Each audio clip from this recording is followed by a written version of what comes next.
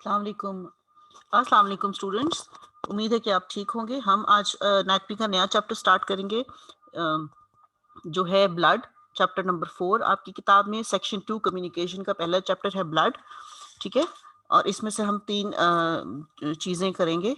सबसे पहले हम करेंगे ब्लड, फिर हम करेंगे कार्डियोवैस्कुलर सिस्टम, और फिर हम करेंगे नर्वस सिस्टम, लिम्फेटिक सिस्टम। ठीक है, ये 3 हमने चैप्टर्स इस यूनिट में से कवर करने हैं।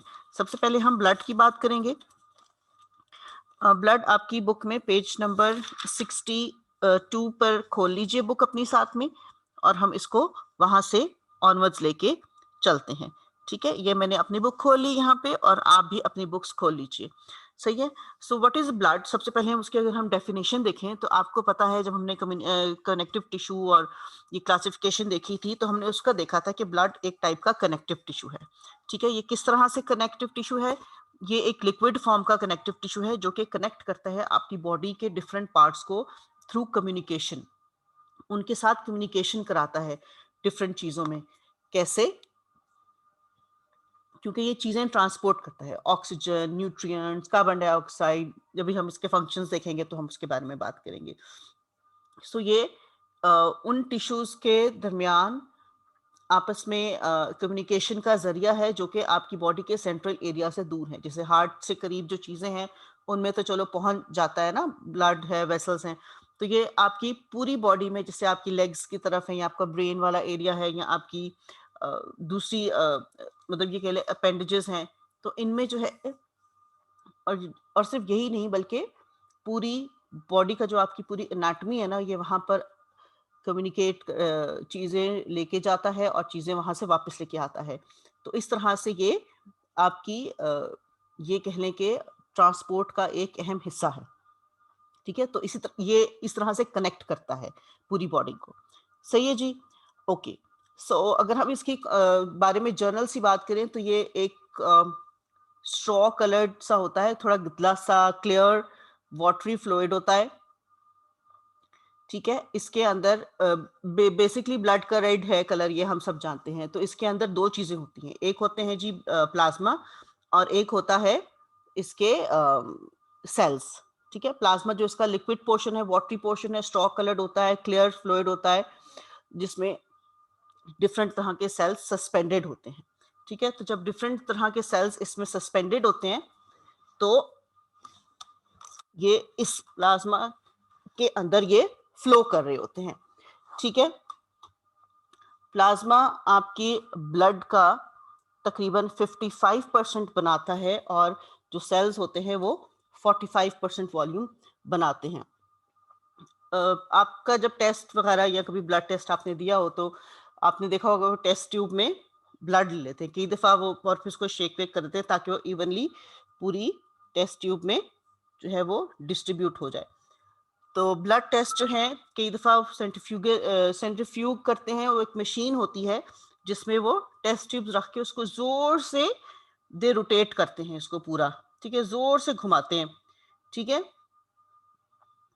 तो उससे क्या होता है कि जो आपका ब्लड सेल्स हैं वो थोड़े हैवी होते हैं, वो नीचे की तरफ बैठ जाते हैं, और जो आपका ऊपर क्लियर पोर्शन आ जाता है वो थोड़ा सा, उसको हम कहते हैं सीरम। ठीक है, वो जो प्लाज्मा वाला सैंपल आप जिसमें अलग करते हैं तो उसको हम क्या कहते हैं? सीरम। तो कि आपके ज्यादातर टेस्ट जो है वो उसी में से किए जाते हैं। ठीक है, सो इस ये हो गया आपका ब्लड का छोटा सा इंट्रो। अब हम ये देखेंगे कि ब्लड का जो है आपकी बॉडी का कितना वेट, कितना परसेंटेज बनाता है। तो जी 7% of body weight is about blood. ठीक है, आपकी बॉडी में एक नॉर्मल हेल्दी 70 किलो का अडल्ट मेल में तकरीबन 7% ऑफ द बॉडी वेट जो है वो ये बनाता है। ठीक है, और जो फीमेल में जो है इसका पोर्शन थोड़ा सा कम होता है। ठीक है, और बच्चों में जो है वो ज्यादा होता है। ठीक है, और फिर ये एज के साथ साथ डिक्रीज होता जाता है। सो प्लाज्मा हमने देखा स्ट्रॉ कलर्ड था, क्लियर फ्लूइड था और जिसके अंदर सेल्स थे। स्ट्रॉ कलर्ड मतलब थोड़ा पेल येलो सा गदला सा रंग जिसको आप कहते हैं।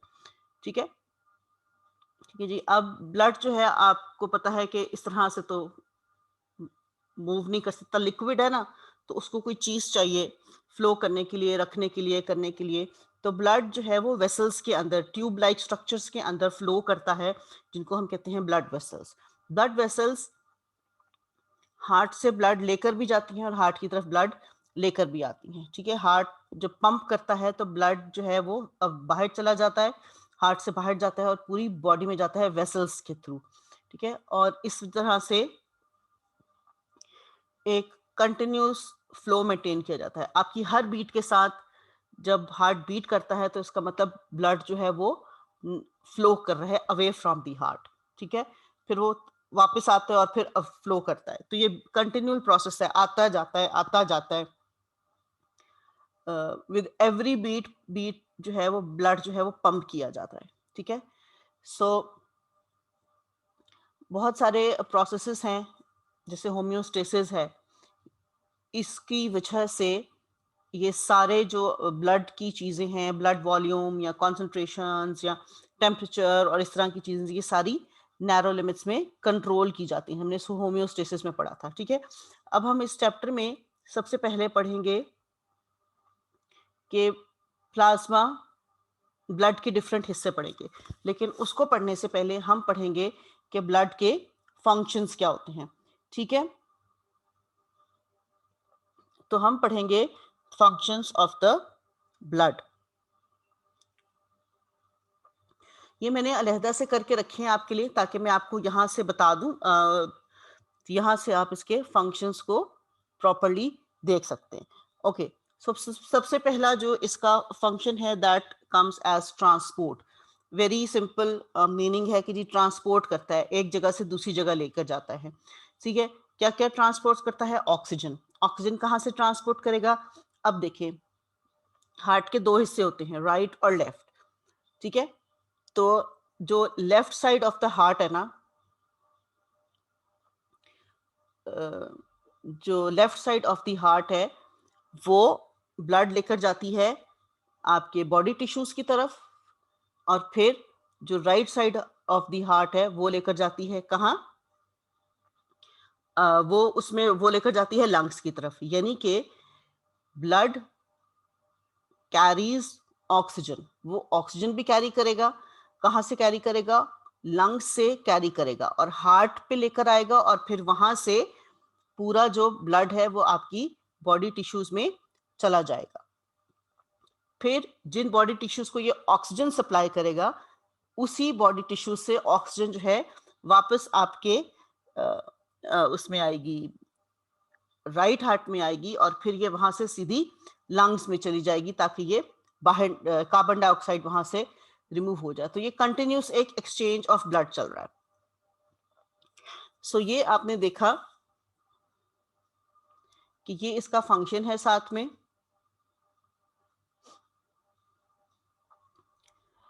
ब्लड जो है इस तरह से कार्बन डाइऑक्साइड और ऑक्सीजन को आपकी बॉडी से बाहर निकाल देता है।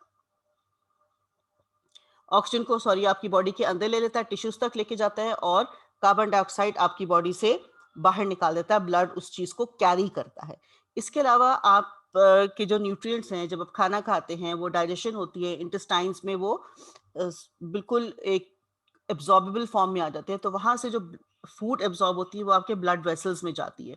ठीक है, और वो ब्लड वेसल्स जो हैं फिर आपके पूरी बॉडी में वो न्यूट्रिएंट सप्लाई करती हैं। राइट, इसके अलावा और जब आपकी डाइजेशन होती है तो कुछ वेस्ट प्रोडक्ट्स बनती हैं उसके नतीजे में। वो वेस्ट प्रोडक्ट्स जैसे यूरिया है, ठीक है, यूरिक एसिड वगैरह, ये सब वो किडनीज की तरफ लेके जाता है ताकि बॉडी में से बाहर निकाल सकें। सो इसके अलावा ये आपको पता है कि हार्मोन्स, अच्छा जी, हमने पढ़ा कि एक एंडोक्राइन ग्लैंड्स होते हैं, एक एक्सोक्राइन ग्लैंड्स होते हैं। एंडोक्राइन ग्लैंड्स वो होते हैं जिनकी कोई डक्ट्स नहीं होती हैं। ठीक है, एंडोक्राइन ग्लैंड्स वो होते हैं जिनकी कोई डक्ट्स नहीं होते हैं। हमने ये एपिथेलियम में देखा था। वो सारा सारा जो अपना सिक्रीशन है वो डायरेक्टली ब्लड से चीजें लेते हैं और ब्लड में वापस दे देते हैं। ठीक है, और एक्सोक्राइन जो है वो डक्ट्स के जरिए डायरेक्टली जहां पर भेजना है वो वहां भेज देते हैं।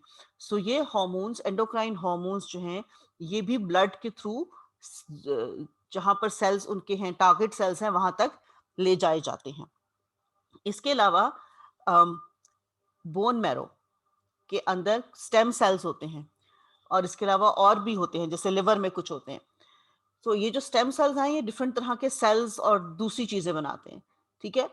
सो ये जो स्टेम सेल्स होते हैं, आपको मैंने एपिथेलियम के टाइम पर बताया था, स्टेम सेल्स वो सेल्स होते हैं जो कि डिफरेंशिएट कर सकते हैं डिफरेंट सेल्स में, ठीक है। वो डिवाइड करके डिफरेंट तरह के सेल्स बना सकते हैं, ठीक है। डिफरेंट तरह के सेल्स बनते हैं उससे। तो ये स्टेम सेल्स बोन मैरो से और दूसरी चीजों से ब्लड के थ्रू ट्रांसपोर्ट होते हैं, जहां पर उन्होंने बनना है और फिर मैच्योर होना है। तो ये भी ब्लड का एक काम है, ये भी ट्रांसपोर्ट करता है। और बॉडी टेम्परेचर रेगुलेशन, हमने देखा है कि जब पसीना ज्यादा आता है तो सॉरी गर्मी ज्यादा होती है, तो आपको जब पसीना आता है ना, तो वो यहाँ पर ब्लड फ्लो ज्यादा हो जाता है आपकी स्किन में, ताकि हीट आपकी बॉडी से बाहर निकल जाए, ठीक है जी। सो ये था इसका काम, ट्रांसपोर्ट। नेक्स्ट इसका काम है दैट इज प्रोटेक्शन।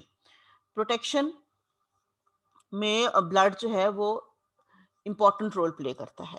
सबसे नंबर 1 काम इन्फ्लेमेशन, ठीक है। ये मतलब ऐसी नंबर 1 नंबर 2 नहीं, इंपॉर्टेंस वाइज तो सारे इंपॉर्टेंट होते हैं, ठीक है। इन्फ्लेमेशन, इन्फ्लेमेशन एक प्रोसेस है, ठीक है, जो इन्फेक्शन को लिमिट करता है, ठीक है। रेडनेस वगैरह वहां डेवलप हो जाती है, चिंग होती है, तो वहां पर फौरन एक्शन हो जाता है, माइक्रो ऑर्गेनिजम्स आ जाते हैं, और वहां पे जो रिएक्शन है आपका वहां पर थोड़ा देर के लिए वो वहां पे रुक जाता है। ओके, सो WBCs white blood sales destroy करते हैं माइक्रो ऑर्गेनिजम्स के। हमने अभी कनेक्टिव टिश्यू में जब हम सेल्स की टाइप्स पढ़े थे, कौन कौन से सेल्स होते हैं कनेक्टिव टिश्यू के अंदर, तो सारे white blood cells, leucocytes, monocytes, lymphocytes, plasma cells, mast cells, ये सारे सेल्स हमने देखे थे ना। तो ये वही सेल्स की बात हो रही है, ठीक है। तो ये माइक्रो ऑर्गेनिजम्स को और कैंसर सेल्स को भी डिस्ट्रॉय कर देते हैं। एंटीबॉडीज, एंटीबॉडीज क्या है जी, जो कि किसी भी फॉरेन बॉडी के अगेंस्ट जो है प्रोटीन्स बनती हैं ब्लड में, दे आर द एंटीबॉडीज। तो हमने देखा था कि जो लिम्फोसाइट्स होते हैं वो प्लाज्मा सेल्स कई दफा प्लाज्मा सेल्स में कन्वर्ट हो जाते हैं, और प्लाज्मा सेल्स जो है वो ये एंटीबॉडीज बनाती हैं। इससे क्या होता है, जो आपका एंटीजन या कोई भी पैथोजन या टॉक्सिक मटेरियल एंटर हुआ है, वो जो है डिस्ट्रॉय किया जाता है, ठीक है। अच्छा, very important, another very important work जो है वो that is platelet secretion. Platelets जो हैं ये ऐसे फैक्टर सिक्रीट करते हैं जो कि ब्लड क्लॉटिंग करते हैं। ब्लड क्लॉटिंग आपको पता है ना, ब्लड को रोकना, ठीक है, जम जाना ब्लड का, और अदर प्रोसेसेस, ताकि और कुछ प्रोसेसेस इनिशिएट कर सकते हैं ताकि ब्लड जो है वो कम से कम जाया हो जब आपको कोई चोट लगे। So these are the protective functions of the blood. Regulation, regulation क्या क्या रेगुलेट करता है, सबसे इंपॉर्टेंट ये है कि ये आपका टेम्परेचर, आपका ब्लड प्रेशर रेगुलेट करता है। किस तरह से कि अच्छा जी, ये देखें, ब्लड कैपिलरीज जो होती हैं वो आपके सेल्स के साथ डायरेक्ट कांटेक्ट में होती हैं, ठीक है, और उसके इर्द गिर्द के टिश्यूज के साथ डायरेक्ट कांटेक्ट में होती हैं। जब आपके फ्लूइड डिस्ट्रीब्यूशन आपकी बॉडी में थोड़ी ऊपर नीचे हो रही होती है, तो कैपिलरीज अगर आपके एक्स्ट्रा फ्लूइड में या एक्स्ट्रा ज्यादा है तो वो उसको ज्यादा एब्जॉर्ब कर लेंगी, ज्यादा फ्लूइड ले लेंगी, और आपका वो extra cellular level, fluid level जो है वो सही रहेगा। और अगर उसपे कोई कमी बेशी हो रही है तो वो उससे फ्लूइड ज्यादा गिव ऑफ कर देंगी। सो ये डिफरेंट कंडीशंस में ब्लड जो है वो स्टेबलाइज करता है, ब्लड कैपिलरीज जो हैं स्टेबलाइज करती हैं आपके ब्लड के वॉल्यूम को भी, फ्लूइड डिस्ट्रीब्यूशन को भी स्टेबलाइज रखती हैं। Buffering acids and bases, blood proteins में ऐसी ब्लड के अंदर कुछ प्रोटीन्स होती हैं जो कि बफर्स के तौर पे एक्ट करती हैं, ठीक है। ये भी फ्लूइड की डिस्ट्रीब्यूशन को रेगुलेट करती हैं और हेल्प करती हैं, उसकी पीएच मेंटेन रखती हैं। बफर्स क्या सोल्यूशन होते हैं, अच्छा जी, बफर्स ये समझना जरूरी है आपके लिए। बफर्स वो सोल्यूशंस होती हैं जो कि किसी भी चीज की पीएच को चेंज होने से रोकती हैं, ठीक है, क्या करती हैं, चेंज होने से रोकती हैं। तो बफर्स ऐसे सॉल्यूशंस होते हैं। पीएच मतलब हाइड्रोजन आयंस की कंसंट्रेशन जो है। सही है, ये कैपिटल टाइप नहीं हो रहा था और उस तरह से, तो फिर मैंने ऐसे लिख दिया। मैंने कहा आप लोगों को मैं वैसे बता दूंगी कि ये एच ऊपर करके कैपिटल है। तो ये हाइड्रोजन आयन की कंसंट्रेशन को वो एक खास हद तक मेंटेन करती हैं। अगर वो नहीं करेंगे तो यहाँ एसिडिटी हो जाएगी, या ज्यादा उसमें बेजल की तरफ हम चले जाएंगे। तो ये इनका काम है और ये इस चीज को मेंटेन रखती हैं। ठीक है, आप फिक्र नहीं करेंगे, मैं आपको साथ ही भेज दूंगी जब जिस दिन मैं आपको ये लेक्चर के साथ साथ। ठीक है, सो ये आपको मिल जाएगा। ओके, सो हमने अब देख लिया ब्लड क्या होता है, उसकी कॉन्स्टिट्यूशन क्या होती है, जर्नल इंट्रो हो गया, हमने ब्लड के फंक्शंस देख लिए। अब हम देखेंगे इसकी कॉम्पोजिशन क्या है। ठीक है, इसके अंदर क्या क्या चीजें हैं।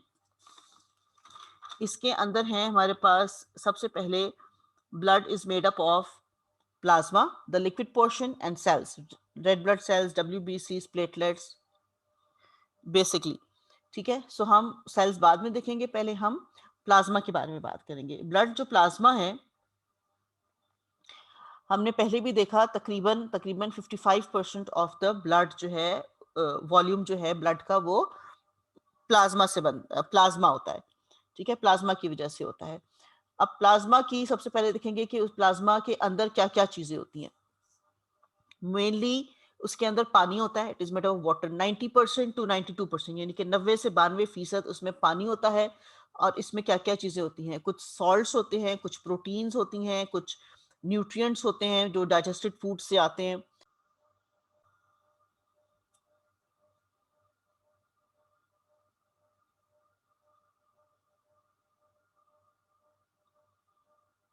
सॉरी स्टूडेंट्स, वो थोड़ा सा मेरे ख्याल कनेक्शन में प्रॉब्लम आ गया था, तो हम वहीं से शुरू करेंगे जहां से हम छोड़ रहे थे। I am sorry for the disturbance, थोड़ा नेट का इशू है यहाँ पर, तो ये थोड़ा बहुत बीच में गड़बड़ कर देता है। तो प्लाज्मा प्रोटीन्स, वही सॉरी, प्लाज्मा प्रोटीन्स के बारे में हम सबसे पहले बात करेंगे। ठीक है, सो प्लाज्मा प्रोटीन जो है 7% ऑफ द प्लाज्मा बनाती हैं। ठीक है, प्लाज्मा की जो प्रोटीन्स होती हैं, या कह लें जो ब्लड प्रोटीन्स होती हैं, वो नॉर्मली थोड़ा बिग साइज की होती हैं प्रोटीन्स इसके अंदर, और इसीलिए ये ब्लड के अंदर ही रहती हैं। ये ब्लड वेसल को छोड़ती नहीं है। क्यों? क्योंकि जो उसके अंदर जो कैपिलरीज होती है ना, पोरस होती है। ठीक है, तो जो कैपिलरी का जो पोर होता है, ठीक है, वो जो सुराख होता है उसके अंदर, वो इतना नहीं होता कि वो उसमें से प्लाज्मा प्रोटीन बाहर निकल सके। ठीक है, तो इसलिए ये एस्केप नहीं कर सकते कैपिलरी पोर्स से। सो ये इसमें एक लफ्ज आया है, osmotic pressure of the blood. Proteins जो हैं ब्लड का ऑस्मोटिक प्रेशर मेंटेन रखती हैं। Now what is osmotic pressure? ठीक है, ऑस्मोटिक प्रेशर क्या चीज है? ऑस्मोटिक प्रेशर एक मिनिमम प्रेशर है जो कि जरूरी होता है एक सोल्यूशन के लिए। सोल्यूशन पे एक प्रेशर अप्लाई होता है जिसको हम कहते हैं ऑस्मोटिक प्रेशर। ये वो मिनिमम प्रेशर है जो कि उसके सॉल्वेंट को लूज होने से बचाता है। ठीक है, उसके सॉल्वेंट को ज्यादा बाहर नहीं जाने देता। सॉल्वेंट यानी कि इसमें आपका प्लाज्मा, सो ये जो फ्लूइड पोर्शन है। ठीक है, और जिसकी वजह से, इस ऑस्मोटिक प्रेशर की वजह से प्लाज्मा फ्लूइड जो है वो सर्कुलेशन में घूमता रहता है। अगर ये प्रेशर क्रिएट नहीं होगा तो देखिए ना, कैपिलरी के अंदर पोर्स हैं, फ्लूइड तो आराम से निकल सकता है, लेकिन ये प्रोटीन्स प्रेशर अप्लाई करती हैं और वो फ्लूइड जो है वो अंदर ही रहता है, ज्यादा बहुत कम बाहर ऊज आउट होता है। ठीक है, सो इस प्रेशर की वजह से प्लाज्मा फ्लूइड जो है आपकी कैपिलरी से बाहर नहीं जाता। सो सॉल्वेंट जो प्रेशर एग्जर्ट करता, सॉरी, आपके वो प्रेशर जो कि सॉल्वेंट को अंदर रखता है, that is the osmotic pressure. और ये osmotic pressure is created by the solute. Solute इस केस में कौन है? अब तक आपको गैस कर लेना चाहिए था कि ये आपकी प्रोटीन्स हैं। प्रोटीन्स आपके ब्लड प्लाज्मा के अंदर हैं, वो उस ब्लड प्लाज्मा को बाहर जाने से रोकती हैं, एक प्रेशर सा क्रिएट करती हैं, एक पुल क्रिएट करती हैं कि तुम अंदर रुको। उस पुल को, उस प्रेशर को हम ऑस्मोटिक प्रेशर का नाम दे सकते हैं। ठीक है। सो अगर ये लेवल इसका प्रोटीन का फॉल हो जाए आपके ब्लड के अंदर, तो क्या होगा, फ्लूइड को कोई रोकने वाला नहीं होगा। ठीक है, जैसे वो बंद बांध देते हैं ना कई दफा दरिया पे, ठीक है, पानी रोकते हैं, जमा करते हैं, अगर ना हो ये, तो फ्रीली सब कुछ घूमता रहे।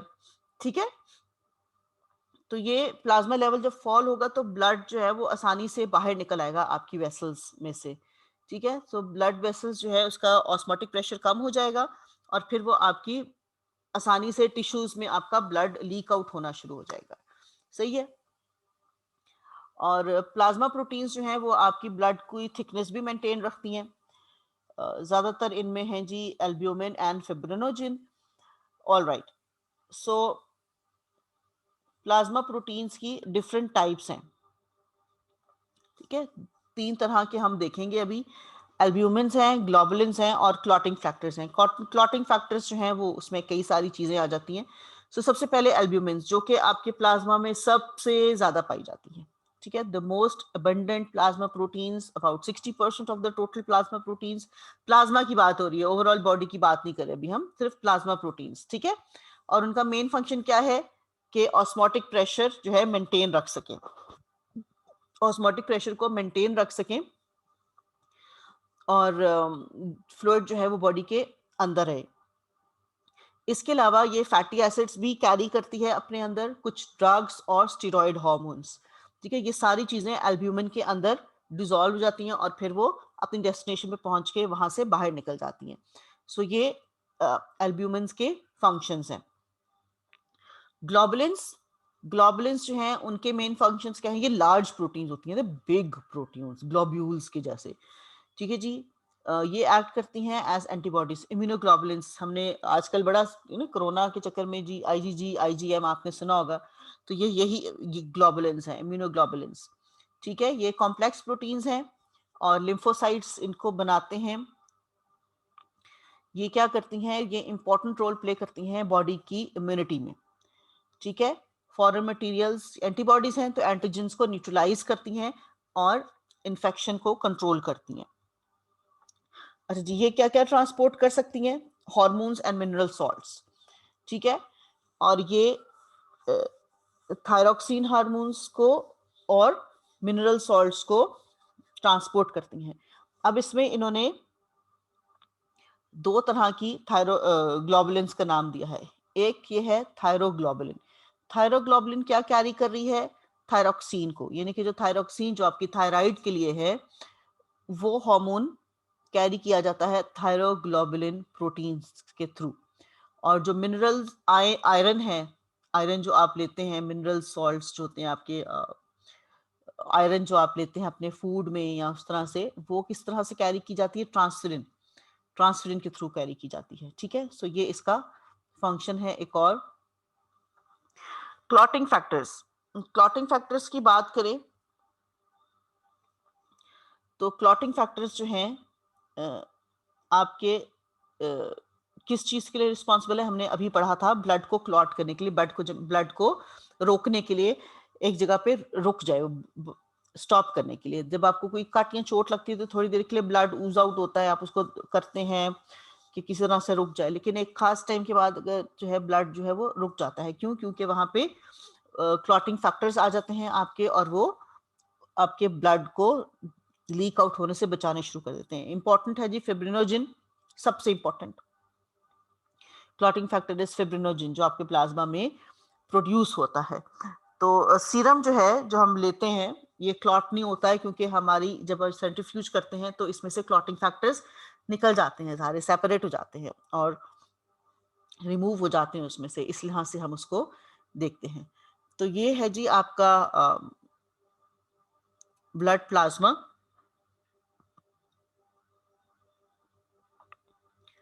और उसके कॉन्स्टिट्यूएंट्स।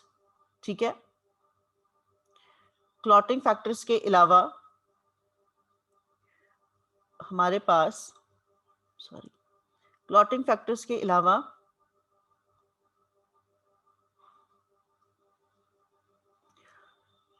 ये ऊपर नीचे हो जाता है इसमें, आई एम सॉरी। और कौन कौन सी चीजें हैं जी, इलेक्ट्रोलाइट्स। क्या क्या है, इलेक्ट्रोलाइट्स। सबसे पहले हमने देखा था कि प्लाज्मा की कौन कौन सी प्रोटीन्स हैं। अब हम देखेंगे कि प्लाज्मा जो है वो कौन कौन से इलेक्ट्रोलाइट्स इसके अंदर होते हैं, इसकी कॉम्पोजिशन देख रहे हैं। इलेक्ट्रोलाइट्स जी बहुत सारे हैं इसके, कैल्शियम है, सोडियम है, फॉस्फेट है। सो इलेक्ट्रोलाइट्स जो हैं ये डिफरेंट काम करते हैं। क्या क्या काम करते हैं? कैल्शियम आपको पता है मसल कॉन्ट्रैक्शन में वेरी इंपॉर्टेंट। कैल्शियम की कमी हो तो आपकी बोन्स में भी प्रॉब्लम आ जाती है। सो ये इलेक्ट्रोलाइट्स आपके प्लाज्मा में होना बड़ा ज़रूरी है। Calcium and sodium acid base balance को मेंटेन रखते हैं। ट्रांसमिशन ऑफ नर्व इम्पल्सेस बड़ी इंपॉर्टेंट है इनकी वजह से। नर्व इम्पल्स ट्रांसपोर्ट होती है उनकी कंसंट्रेशन डिफरेंस की वजह से। एसिड बेस बैलेंस मेंटेन करते हैं ये सारे इलेक्ट्रोलाइट्स, ठीक है। और इसके अलावा पीएच मेंटेन रखना, पीएच ऐसे लिखी जाती है। सो पीएच मेंटेन रखना भी इन इलेक्ट्रोलाइट्स का काम है। बफरिंग सॉल्यूशंस होती हैं जो कि वीक सॉल्ट होता है, वीक एसिड होता है और उसके साथ उसका कोई एक सॉल्ट होता है, ठीक है। It's a mixture of these two. So ये जो बफरिंग सॉल्यूशंस होती हैं ये आपकी ब्लड की पीएच को भी मेंटेन रखती हैं नॉर्मल रेंज में। सही है जी। नेक्स्ट इसके न्यूट्रिएंट्स हैं। इसमें बहुत सारे डिफरेंट न्यूट्रिएंट्स होते हैं डाइजेशन के थ्रू जो हम लेते हैं, जैसे प्रोटीन्स के अमाइनो एसिड्स हैं, ग्लूकोज हैं, फैटी एसिड्स हैं, ग्लिस्ट्रोल वगैरह एलिमेंट्री केनाल से एब्जॉर्ब हो जाते हैं और ये फिर जो है ट्रांसपोर्ट किए जाते हैं। न्यूट्रिएंट्स का काम आपको पता ही क्या है, ठीक है ना। एनर्जी प्रोविजन के लिए ये ज़रूरी होते हैं। उसके अलावा ये बॉडी की रिपेयर, रिप्लेसमेंट ऑफ सेल्स और ब्लड के दूसरे कंपोनेंट्स बनाने के लिए इम्पॉर्टेंट है। वेस्ट प्रोडक्ट्स जो इसमें कैरी की जाती हैं वो कौन कौन सी हैं? Urea, creatinine, uric acid, the waste products of the protein metabolism, ठीक है। ये लिवर में बनते हैं, ठीक है। ये मेटाबॉलिज्म कहाँ होता है? लिवर में होता है और फिर ब्लड वहां से ये चीजें लेकर किडनी की तरफ ले जाता है ताकि ये चीजें आपके ब्लड में से, आपकी बॉडी में से रिमूव की जा सके। दूसरा, कार्बन डाइऑक्साइड जो हम टिश्यू से उठाते हैं वो बाइकार्बोनेट की फॉर्म में आपके प्लाज्मा में ज्यादातर पाई जाती है। आपके रेड सेल्स भी कुछ उठाते हैं लेकिन ज्यादातर वो इसमें पाई जाती है और लंग्स की तरफ ट्रांसपोर्ट कर दी जाती है ताकि वहां से ये थ्रू एयर बाहर, नोज लंग्स सिस्टम के थ्रू बाहर निकाले जाके। हार्मोन्स कैरी करते हैं ब्लड, जो हार्मोन लेता है एंडोक्राइन हार्मोन्स, वो ब्लड में आ जाते हैं और ये अपने टारगेट सेल्स की तरफ चले जाते हैं। गैसेस जी, ऑक्सीजन, कार्बन डाइऑक्साइड, नाइट्रोजन सारे जो हैं प्लाज्मा में डिसॉल्व हो जाते हैं। ऑक्सीजन, कार्बन डाइऑक्साइड आपको मैंने बताया कि रेड ब्लड सेल्स लेते हैं, ठीक है, एज ऑक्सी हीमोग्लोबिन। और इसके अलावा कार्बन डाइऑक्साइड जो है वो भी आपके रेड ब्लड सेल्स लेते हैं, लेकिन मोस्टली कार्बन डाइऑक्साइड आपकी बाइकार्बोनेट आयंस की फॉर्म में प्लाज्मा में डिसॉल्व होती है और वो उसी के थ्रू दी जाती है। इसके अलावा आपकी ब्लड में, ब्लड प्लाज्मा में एटमॉस्फेरिक नाइट्रोजन भी होती है और वो कैरी भी की जाती है, वाटर वेपर्स भी होते हैं, लेकिन इनका कोई सिग्निफिकेंट रोल नहीं है आपकी बॉडी के फिजियोलॉजिकल एक्शंस में, ठीक है जी। सो ये हो गया हमारा आज का टॉपिक, प्लाज्मा और उसके कॉन्स्टिट्यूंट्स क्या हैं, उनके फंक्शंस क्या हैं। कल से हम देखेंगे, मैं कल भी कोशिश करूंगी वीकेंड पे भी आपको लेक्चर दूं ताकि हमारा कोर्स जल्दी खत्म हो, काफ़ी है। कल हम ब्लड सेल्स को शुरू करेंगे और कोशिश करेंगे कि मैक्सिमम हम ख़त्म कर सकें इसको, ठीक है जी। सो मिलते हैं फिर कल। Okay, have a good day, खुदा हाफिज़।